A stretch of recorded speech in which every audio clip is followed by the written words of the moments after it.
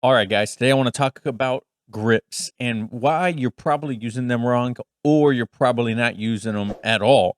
So, one big thing that changed my jiu-jitsu journey is the idea of grips. And at first, I never thought about my feet being grips, but now, thanks to people like Jordan Pressinger and actually my jiu-jitsu coach himself, he mentioned that you should be having all four of your limbs doing something at all times. So whether it's gripping with like the instep of your foot or whether it is the grabbing a lapel or whatever it is, you have to remember that your hands are grips and your feet are grips. Both of them should be used the entire time. Now, one way to think about utility wise, how to use your feet as grips, say if you're in back control and you want to secure one arm so you can go 2-on-1 with one of their arms, you can use your legs and feet as grips to control that one arm. And that's something that a lot of people, especially at white belt, probably might not think about is your grips equal control. The better grips you have, the better your control is going to be for your against your opponent. So if you have grips that don't do anything, then you're just wasting your time. During my first competition, I talked about how if I didn't have dominant grips when I was grabbing a lapel, a sleeve, whatever it is, and I was just going to let it go. Because a lot of times, especially at white belt, what we'll do is we'll get a hold of some sort of material or one limb, and we'll think, I cannot let this go. This is the most dominant position I can be in. If I let go of this grip, then the person's going to get around my guard or whatever. And that's not true. Your techniques you hit are based on the grips that you have or based off the grips that you don't have, right? So if you are going for an arm drag, then you're probably going to go for a 2-on-1 on an arm, right? Say you go to De La Hiva, you need to grip with your feet as well as grab a sleeve and collar or double sleeve or whatever it is. Um, you need to make sure that you are having grips that you are controlling your opponent with. Say if you want to stop your opponent from posturing up, then you need to grip their head, grip their lapels. If there's no gi, maybe have like an underhook. You're trying to like break the person's posture down, double full Nelson from inside your guard or whatever. So that's something you have to think about also. And grips are made to control, so you don't need to break grips that don't control you. Remember that.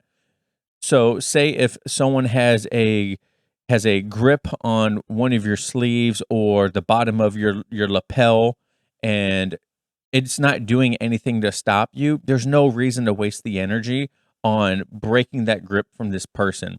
So think about what this grip is doing for you or against you. If your opponent is having just focusing on just holding on to your belt as hard as they can, there's no reason for you to worry about that. As long as you feel that it's not doing anything detrimental to you, right? So keep that in mind when you are thinking about what your opponent's grips are doing. Um, you need to also avoid your opponents locking their grips together around you.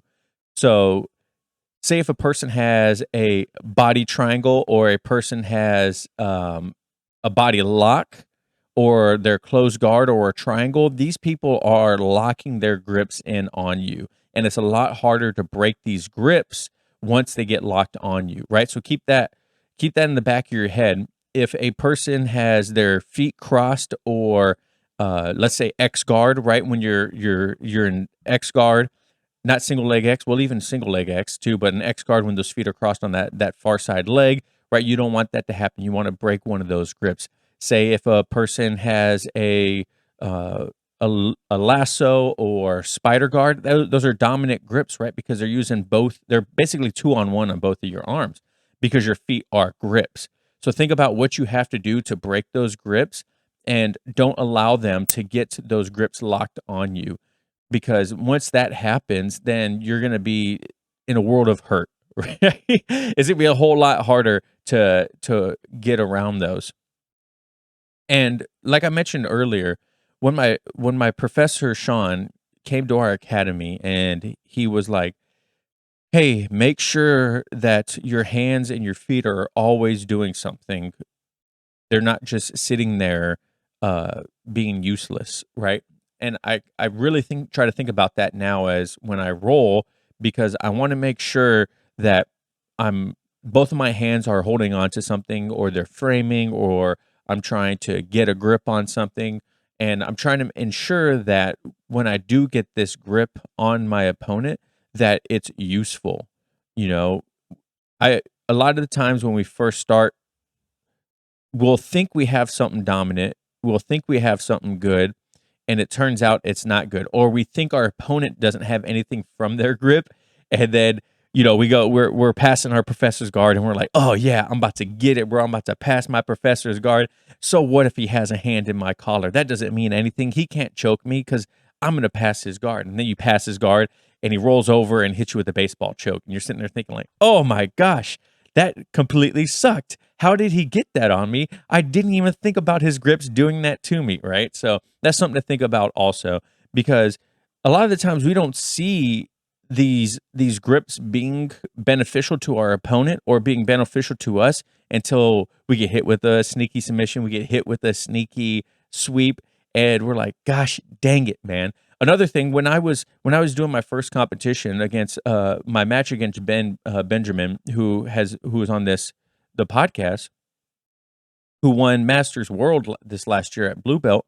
uh, he he had grips on me during our match that I didn't even realize that he had until I rewatched the footage, right? So this goes back to another thing about recording your rolls, because a lot of the times you will think that you're doing something good, or that you have dominant position or dominant grips on someone, and then you'll rewatch and you're like, "Why was I grabbing there? Like, this does absolutely nothing for me."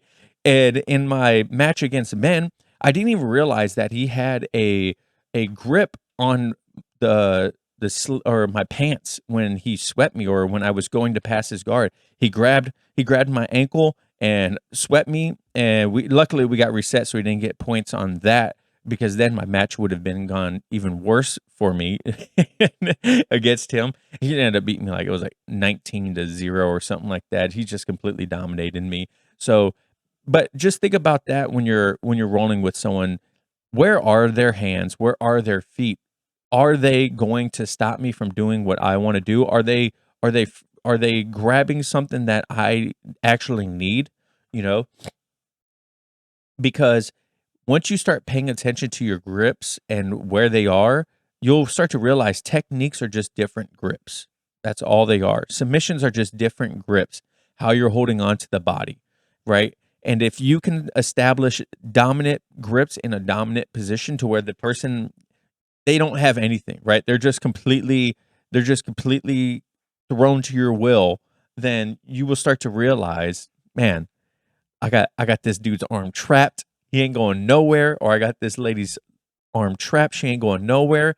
And life isn't get much easier for you. So think about your grips. Think about where they are. Remember, key takeaways: hands and feet are grips. Grips are control. Don't break your opponent's grips if they aren't controlling you, or if they aren't going for something that's beneficial to them. And avoid locking grips. So, avoid people gable gripping you 2-on-1, close guard, whatever it is, crossing their feet in a dominant position. And I promise you, things will look better for you. Let me know if you guys start paying attention to your grips. And that's all I got for this one. Thanks. Peace.